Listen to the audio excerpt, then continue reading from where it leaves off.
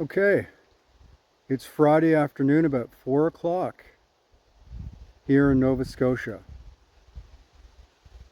I am going to try again to make it with the camper van to Smugglers Cove for landscape photography.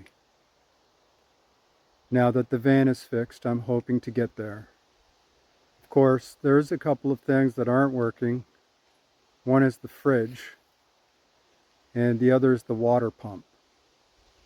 But I can deal without those things.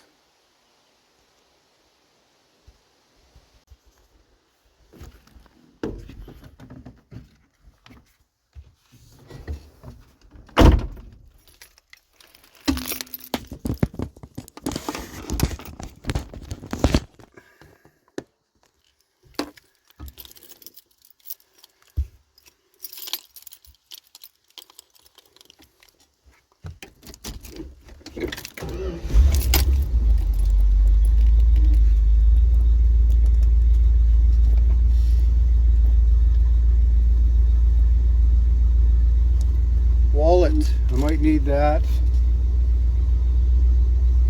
All right.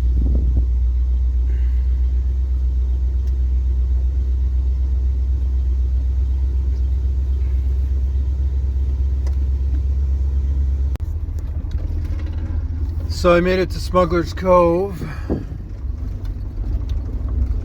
when the rock face was lit by the setting sun over there, but there was nothing in the sky. So here we have everything in the sky and nothing is really penetrating through to give to help the foreground out here, right? So, but there was enough. I think there was enough light earlier. I was running around here for the last half an hour with the fisheye, just composing a little bit of water on the top here. So that's pretty much it. I think I'm going to wrap it up. Am I recording? I am recording. Okay. Hello, everyone. Welcome to the final scene of my video. This is the video where I get to show my pictures. And I'm only showing the best ones, of course.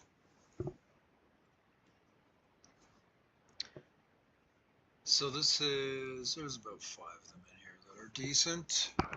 This one's decent. This is unedited. I know it's a bit dark. I can run it through. What happened there? Just lit right up. Oh yeah, I already brought down the highlights, right? Which is the first thing I'm gonna do. And move the shadow slider a little bit. At this point, I would just bring it into Photoshop. Look for spots in the sky. I didn't shoot this at f/22, so there's no spots in the sky. It's great. But this is not the one I chose to edit. This one's decent. I like the way the water, and I didn't choose to edit this one either. I did move the sliders around a little bit. And this one's decent. I think this is all around a quarter. I was trying to get a quarter second. Quarter second seems to be good shutter speed for the water. This is the one I chose to edit. This is the unedited version, and this is the final edited version. I like it. You can see I whitened the water a little bit. I'm just using curves. I bring this into Photoshop and use curves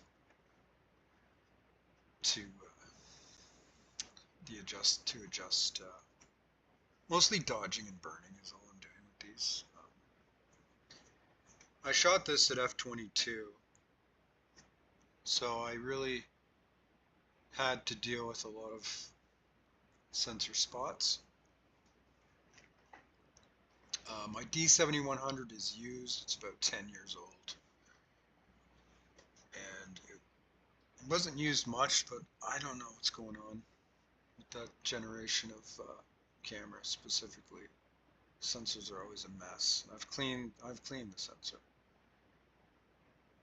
but it's fine if you're shooting at reasonable apertures. But if you're stopping it down, in this case, I chose to stop it down because I wanted everything in focus, and I also wanted some depth. I didn't want it to look flat, so I set up the fish on a tripod here, and I bracketed probably like a one-stop bracket, 3 shots, just in case I wanted to brush and kind of layer it, but I didn't need to. I just focused in on this rock here, and then I let whatever happened in the background happen. And it turned out pretty good.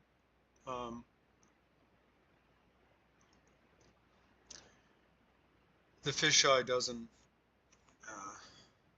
allow the use of filters, doesn't take filters, so I would have used a polarizer.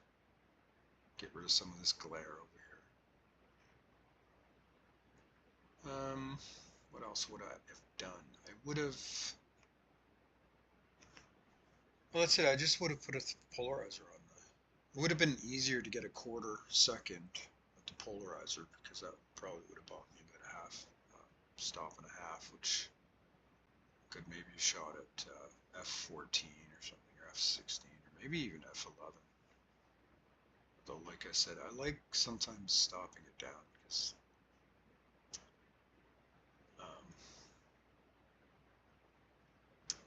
distortion, I didn't fix the distortion. There's a little bit going on here, I think. With I could have pulled that up in Photoshop with the distort.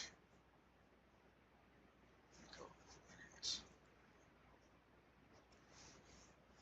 Also, the polarizer would have taken some of this glare off of this rock, but it doesn't take away. I don't like this smudge here. This water is neither reflecting, sort of a dull.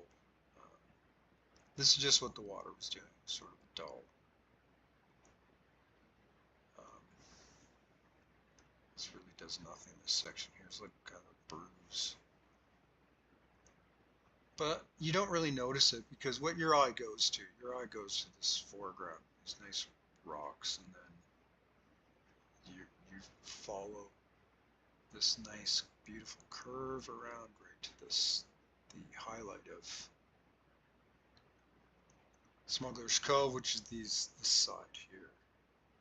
There's the actual cave where they say they would stash all the rum and maybe gold. I don't know. Now, did I get lucky with the sky? I didn't really get lucky, because I knew a storm was coming in, and I knew the skies would be interesting. And you never know for sure, but if you want to increase your odds of a dramatic sky, then go when the weather is changing. Now, I would have liked a little more directional light. I could have brought up the reds a little bit and yellows in the foreground, but I didn't. What else did I do? That's about it. It only took me about 15 minutes to edit this photo, which is actually, when you zoom in, it's quite sharp for f22. There's no loss, and there's a little bit of fringing here and there if you really look closely. I could correct that, but I'm really not. I don't have time to be editing photos forever. takes so long to just get out to the location and shoot. And I could file this away and edit it when I have time. Yeah. 8 by 12, 12 by 8.